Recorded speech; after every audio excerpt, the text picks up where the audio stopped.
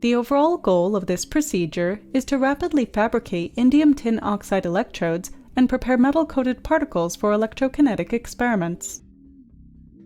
This method can facilitate experiments in the electrokinetic field, such as electron rotation, dielectrophoresis, and microfluidics. The main advantage of this technique is that it provides a rapid and convenient method to fabricate ITO electrodes and prepare metal-coated particles.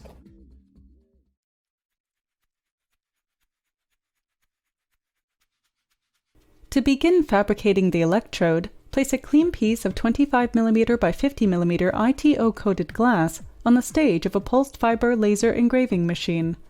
Position the laser 279.5mm above the ITO glass. Import the electrode pattern into the instrument control software. Select Frame, Fill, and Fill first. Set the engraving speed to 800mm per second, the laser power to 60%, and the frequency to 40 kHz.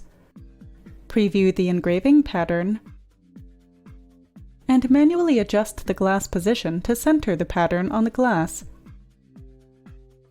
Once the pattern is centered, perform the engraving to divide the conductive surface into quadrants.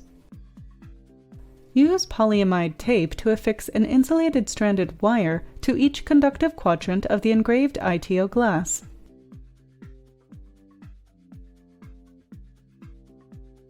Then, split each channel output of a two-function generator with double B and C connectors. Equip one output of each channel with an inverting operational amplifier.